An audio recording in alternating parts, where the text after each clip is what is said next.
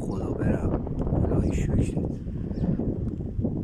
یه چیزی که الان داشتم بهش فکر میکردم جالب بود برام، گفتم نگاه کن، قربون و معرفتت، قربون و محبتت، قربون و مهربونیت، اصلا فقط رحمتشون میفرسته،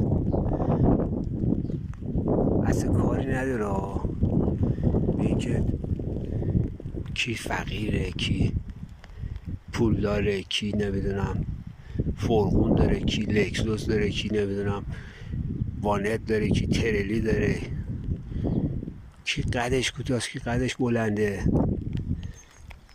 بس که با معرفت به خدا، به خودش، به خدا که نه، به خودش، بس که با معرفته. و من خودم الان داشتم زیر این بارونه میگفتم خدایا از همین معرفت چی میدی به